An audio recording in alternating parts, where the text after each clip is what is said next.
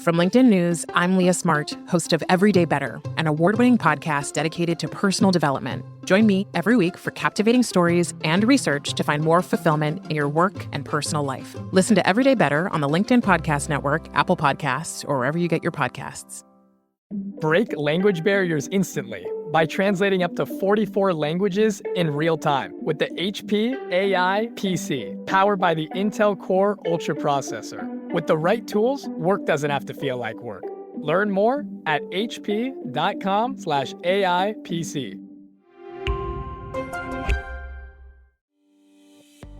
Hey, I'm Kwame Christian, and you are about to step into the world of Negotiate Anything, the #1 negotiation podcast in the world where we teach you how to make difficult conversations easier while getting more of what you want in the process. Each episode is packed with practical tips and strategies from the experts. We delve into negotiation, conflict resolution, and leadership skills that are crucial in both business and in life. Whether you're closing a deal, managing a team, or navigating personal relationships, Negotiate Anything provides you with the tools you need to succeed. Our conversations are real, relatable, and most importantly, rooted in practicality. So if you're ready to transform your conversations and elevate your negotiation skills, join me on Negotiate Anything. Subscribe and listen on Apple Podcasts, Spotify, or wherever you love to listen. Let's make every conversation a winning negotiation. Kath and Ruth, thank you so much for joining us today. We are thrilled to be here. Thank you. It's our pleasure. Yeah, so how about you get us started by telling us a little bit about yourself and what you do, and I will pass this first to Kath and then to Ruth, and then we'll flow from there. Sounds great. Again, thanks for having us. My name is Kathleen Weissenberger, and I am CEO of Peace at Home Parenting, and I am also the mother of two adult boys. They'll always be my boys. And I am loving being involved with Peace at Home Parenting as the CEO for the last 3 years. And what Peace at Home is really is a toolbox of interactive live training workshops, proven solutions, and compassionate support delivered by just our amazing team of experts to help parents navigate kind of the predictable childhood experiences from birth to young adulthood, but most importantly, also those unexpected things, everything from gender and sexuality and special needs to the hot topics that are facing our country these days, from school shootings. We have classes called Helping Your Child Feel Safe in an Unpredictable World, to the kind of political discord, such as handling hot topics with kids and colleagues. And so we know that parents have limited time and energy, and they need proven solutions that are going to produce quick results. And so we are really focused on that. And we are really pleased that our content, parents report using it to take action in their family and feeling more confident. So whether you're overparenting, underparenting, not sure where to start, parents come to us for that clarity and confidence. And we work with parents directly, but we also work with parents through corporations such as the Hartford and OMG, to educational systems from MIT and Emory down to local school districts, nonprofits, and government entities like Big Brothers and Big Sisters of New York, and Husky Health. And so what all of them have in common is that they understand that helping parents thrive at home is critical to their success. And as that is our mission, we are grateful for their partnership, and we love bringing people peace at home. That is incredible. And as a CEO, I realize I need to work on my little elevator pitch, because that was perfect. That was really good. That was great. Well, thank you for the important work that you do. And Ruth, tell us a bit more about you too. My name is Ruth Freeman. I'm a licensed clinical social worker here in Storrs, Connecticut. I've been teaching parenting education for over 30 years, and I'm a bio mom, stepmom, foster mom, and nana to 7 extraordinary children who bring me great delight. I was teaching parenting education at a corporation at Aetna, and this very young woman for 2 years was saying, "Parenting is the most popular wellness class we have. You've got to go online." And she tortured me for 2 years. And I kept saying, no, I have to see people's faces. No, they have to work in small groups. No, no, no. And she finally made me do it. My first class was pretty flat, but she and an IT person inspired me. And then we ended up with 200 and 300 people on waiting lists because they had employees across the country. And there's many, many empty pockets in the United States where there's no parent support. So we took off. This is incredible. You know, most of the parents I know are imperfect. So I feel like a lot of parents could use this. Our motto is progress, not perfection, Kwame. It's hopeless. Just interview my daughter. She'll tell you all the imperfections of my parenting. You're not allowed to talk to our kids. So I love it. No, this is great. And listeners, for this episode, what we're going to focus on is authenticity and vulnerability, but also bringing that compassion, that positivity to our relationships and to our difficult conversations. Because I could imagine in your field of work, there are some tough conversations that happen. And so I'd be interested to hear from both of you about the types of tough conversations that you find yourselves in. And then we'll talk about how you kind of work through those. What are your approaches for that? So where is a good place to start with the types of conversations that you all have day to day? Well, we actually both have tough conversations, but I would say that the toughest conversations we're having now actually came from an insurance company that called us up that said they're identifying 500 kids a month of being at risk of self-harm. And they wanted us to help with some resources for parents. And they're referring parents to mental health practices that focus on suicide reduction. And, right now, some of the experts are saying, the knee-jerk response to kids talking about self-harm and having suicidal thoughts and suicidal behaviors, which has been soaring even before the pandemic, and then it increased dramatically after the pandemic and during it. The knee-jerk response is put the kid in the hospital, which is sometimes absolutely required, but sometimes it can make things worse. And knowing how to respond is the key. And we were called on to just help parents with their initial response. We refer to experts in that field, but just when a parent discovers that their child might be cutting themselves, for example, that first conversation has to do so many things. You have to, first of all, take the blame off the parent and the shame, because that's the first reaction. I've done something wrong. I've caused it. And it's so much more complex than that. So joining with the parent, entering into their worries, listening to their fears, and then moving towards problem solving together. And quite honestly, our biggest message to parents right now is the importance of being your child's calm center. So many of us measure our parenting based on, do our kids do what we want when we want them to? Do they get good grades in school? Really, mental health is much more important than any of those things right now. And it always has been. So talking to parents about what's important without them feeling bad that they didn't know that before they were talking to us. That's one of the biggest challenges. None of us gets a blueprint. So it's just that research is so developed, we can translate it and give it to them in manageable messages, but you have to deliver it in a way that you're joining with the parent and problem solving versus I'm going to fix you because you haven't been a good enough parent, which is a complete illusion. And then so much of what we do is relationship focused, right? So it's based on the parent-child relationship. It's based on the parent relationship with whoever they're co-parenting. And it starts with, our relationship with the parent and helping them develop and navigate the tools that are going to have those positive conversations that are going to make people feel that they can be vulnerable and honest and not project their concerns on, the other person, and really listen and try to help work together to solve the issues. My hand is hurting from all of these notes. Sorry.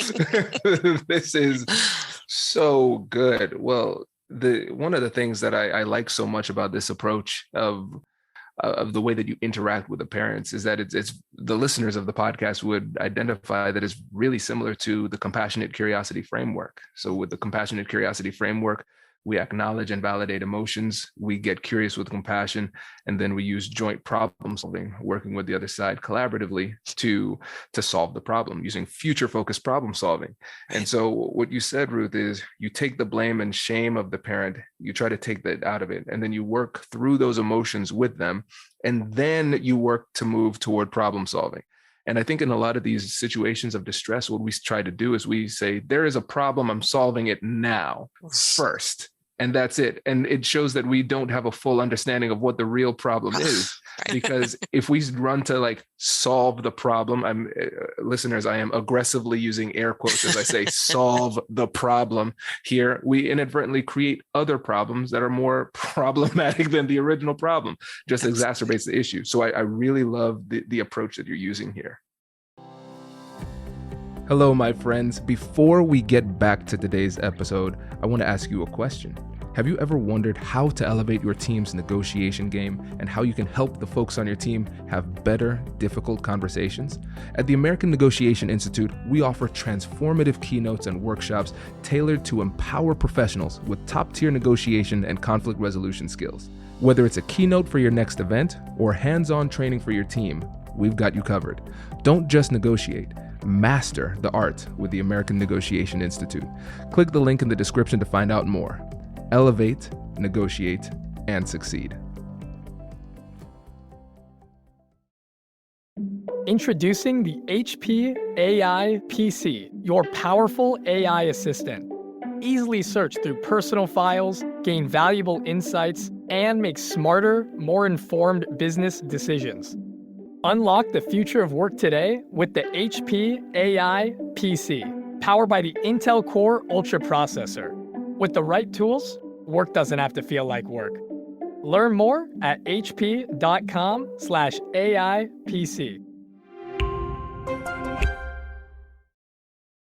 You know, I want to say what those steps I remember reading this about you, but the compassionate curiosity, acknowledging emotions, future problem solving, those are literally tools that we teach parents. So if you want to help, a child regulate their emotions, one of the first things you can do is recognize their emotions and understand them. And as parents, we think we know our kids. We think we know why they're upset. And that compassionate curiosity is one of the foundations of having an authentic, positive interaction with your kid that leads to problem solving. Because when they came in the door yesterday and slammed their book bag on the floor, you might have concluded that it was their math teacher again. And maybe it was. But if they slam their book bag down on the floor today, we really have to clear out our assumptions and go, wow, you seem really, really frustrated. And you take a shot at guessing what the feeling is. And that gives them, it's called an open response. It invites them to say, no, I'm really, really hurt. And then you can have a conversation from there. The very first step, which is really hard for parents, is to understand the problem according to the child. The parent always has a theory about why this kid is having a problem with the math teacher. But when you listen with that open, compassionate energy, you may hear another thing underneath this that you didn't realize. And you're also strengthening your child's emotional intelligence because you're giving them an opportunity to explore their emotions and why they're happening. And there's so many positive things happening. So it's a complete parallel process to what you're describing, Kwame. Absolutely. And I love that you said we have to understand the problem from the perspective of the child. Because in difficult conversations in general, our goal is to understand the problem from their perspective as well. Because we understand it from our perspective. Okay, we got that. But true empathy is understanding how they see, think, and feel about the situation. It doesn't mean we agree. We don't need to agree with what they're saying, but we do need to empathize and acknowledge that and have them feel heard and seen.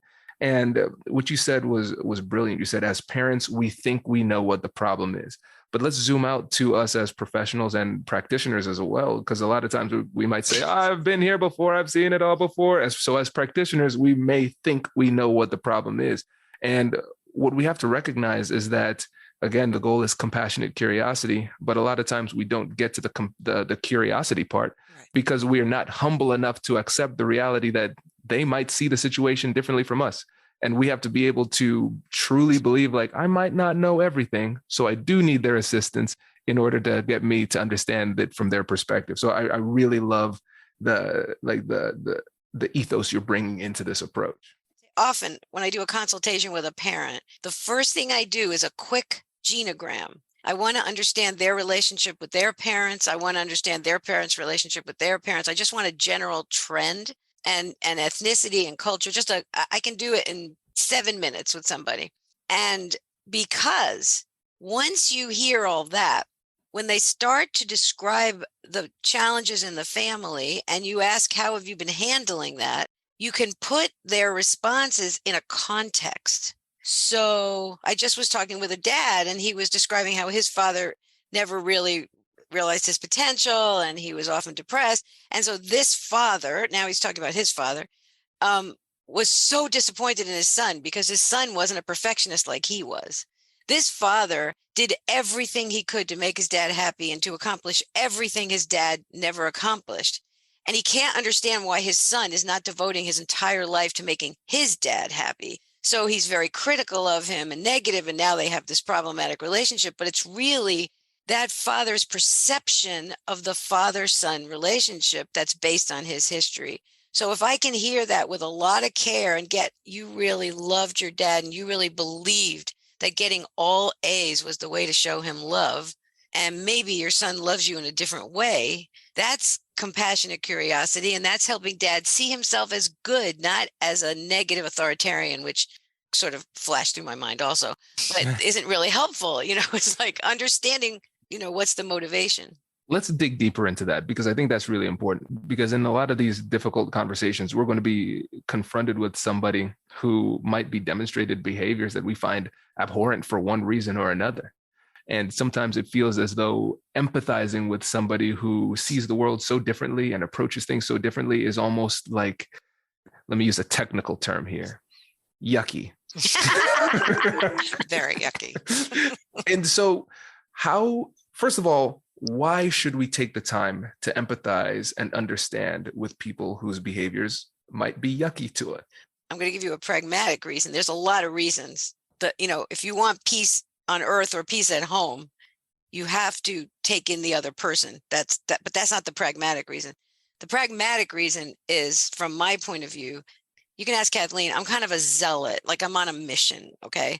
So when you're a zealot, 30 years ago, I declared that my mission was to eliminate aggression visited upon children in their homes. And behind everything I'm doing is still that 35-year-old mission of, it doesn't help to yell, scream, threaten, criticize, judge, compare. It harms children. Now we know it harms them neurologically and physically, but it harms children. So while I'm a zealot, at the same time, if I can fully understand where that other person is coming from, I can have much more influence to achieve my mission.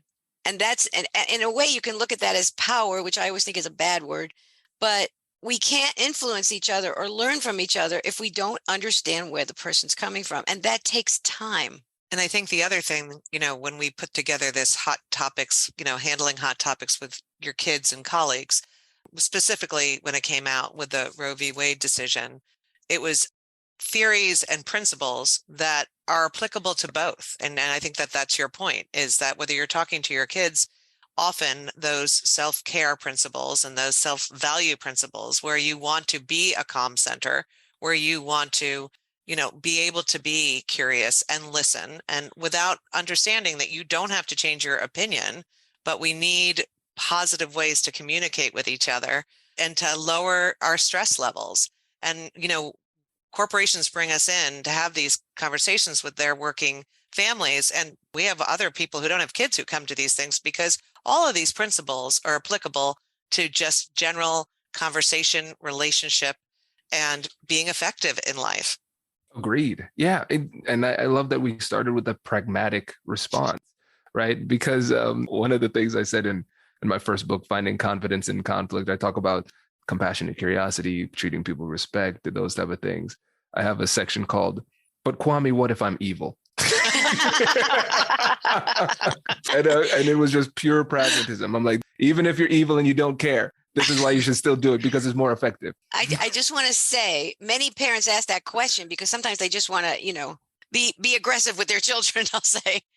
But, as a therapist, one of the principles is human behavior is always logical, but you just have to be patient enough to find the reasons behind the behavior.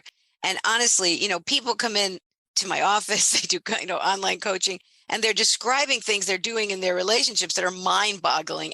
But they know it. They're saying, I can't stop yelling at him. I can't, whatever. But if we look back at their childhoods and we look back what's triggering them, we're working with David Hanscom, an orthopedic surgeon, who's talking a lot about chronic threat physiology, that many of us are walking around in this state of just, what we call fight, flight, or freeze. And it doesn't make any sense to say, oh, that parent's going into fight, flight, or freeze when they walk past their kid's bedroom and they're on their phone instead of doing their homework. But the truth is they're having a thought that this kid is going to end up living in my basement. And that thought creates cortisol, adrenaline, all the same stuff as a car coming down 100 miles an hour on the road and you jump out of the way. It's the same stuff biologically. And when that's happening, people don't have access to the thinking parts of their brains very well. So the other things are happening. They're getting angry. They're trying to control the situation. They're panicked. And our relationships are operating like this. And media is feeding that like crazy with quick messages about that and with big, long stories and dramatizing things.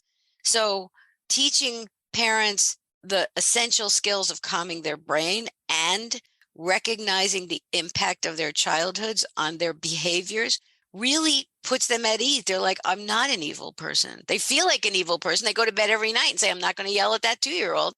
And then tomorrow morning when they're late for work, they're yelling. But when they understand how scared they get if they're not going to show up on time or what's going to happen for them based on their childhood, then they have compassion for themselves, which is what really matters.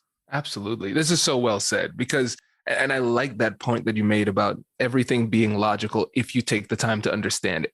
And we're not condoning bad behavior. We're saying we're taking the time to understand the roots of that bad behavior so we can actually address the real problem. Because anybody can go into any home and say, hey, stop hitting your kid, stop yelling, stop doing those type of things. Anybody can do that. And then the thing is, it's not going to stop. Well, the question is, why isn't it going to stop? And going back to the word that you used before, the power-based approach, most of the time in these everyday human interactions, we don't have the power to compel somebody against their will to do the right thing. So a power-based approach is completely lacking in legitimacy because we don't have the authority to just force people to do the thing. And it's ineffective. It doesn't work. 100%, right? Because it's kind of like a toothpaste, right? So if you squeeze the toothpaste, it just like moves to another area. So if we just decide by force to like shut this behavior down, cool. I'll explode elsewhere, So Exactly. It's so important that we take the time to understand. And Kwame, I want to say something.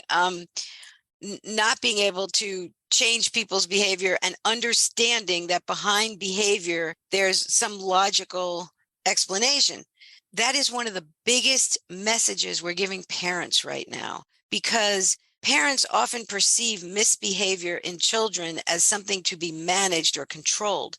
But in fact, with the pediatric mental health crisis and rates of depression, anxiety, and self-harm soaring among children and teenagers, teaching parents that when your child is constantly, oppositional, constantly not following directions, constantly fighting you, or not coming to dinner or staying in their room, or those behaviors that you want to manage by taking away their phone are really symptoms. And quite honestly, parents are the missing piece in all of our efforts to address the pediatric mental health crisis. I see governments and nonprofits all creating trainings for therapists, trying to increase the mental health, the number of mental health providers. They want schools to do mental health services. They're doing everything. They're pouring, millions of dollars into all kinds of resources, but they're not giving parents, who Bessel van der Kolk, the father of trauma, says are the most powerful mental health intervention known to humankind, is the parent-child relationship. They're not giving parents the tools they need. We're not born recognizing that a kid screaming and yelling might have an unmet need behind it. We just want them to be quiet. And we'll do whatever it takes. But parents are hungry for this. And it's very hard to take the time to do it because we have 66% of working parents experiencing parental burnout. So there's too many demands on them with too little resource inside them. It's a very complex moment in our culture. And I don't know how it's going to unroll right now. Yeah. And the other side of that statistic, Ruth, that people don't talk about enough, when you say 66% of parents are experiencing parental burnout, this is the part that other people don't really appreciate. The other 24% are lying.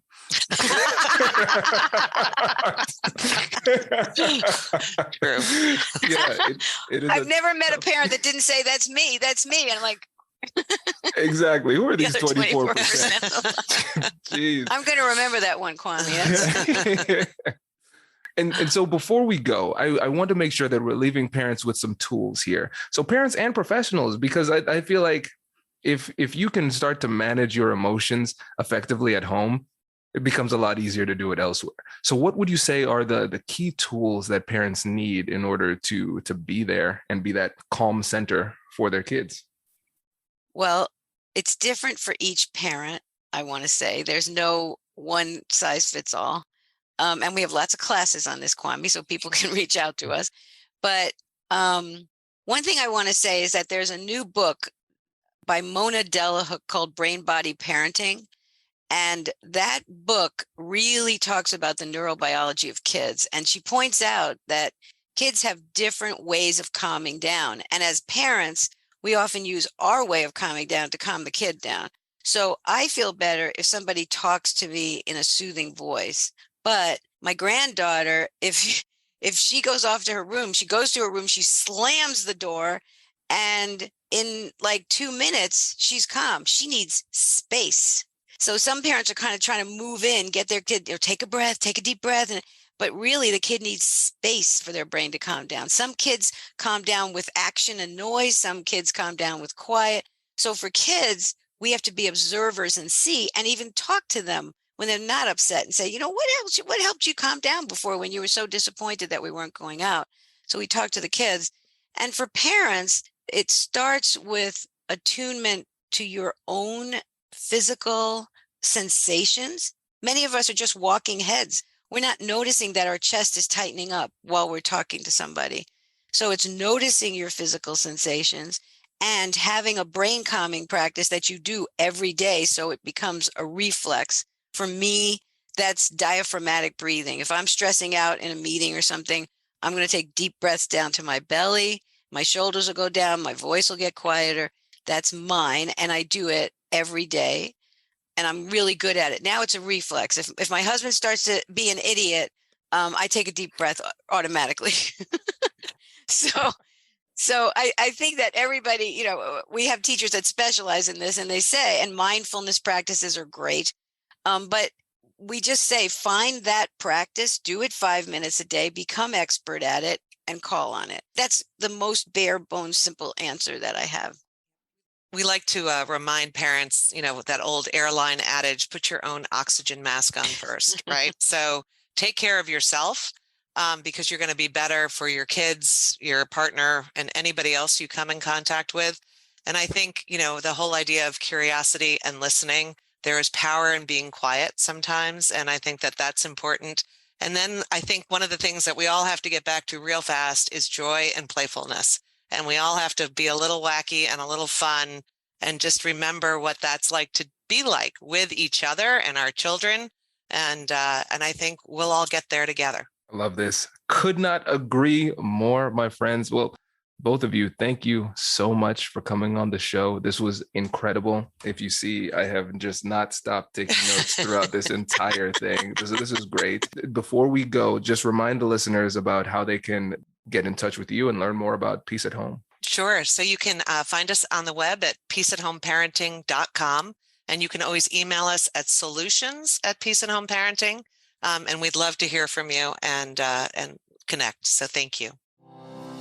Congratulations! You've just joined an elite club. By listening to a full episode, you're now officially on the Negotiate Anything team. So welcome aboard. What most team members do is they subscribe to the podcast because that allows them to automatically get the latest episodes of the show. The best things in life lie on the other side of difficult conversations. Keep learning, keep practicing, and keep getting better.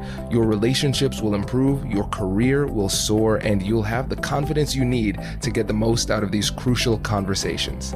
Again, thank you for joining the team. We're excited to have you, and I will see you in the next episode. I'll catch you later.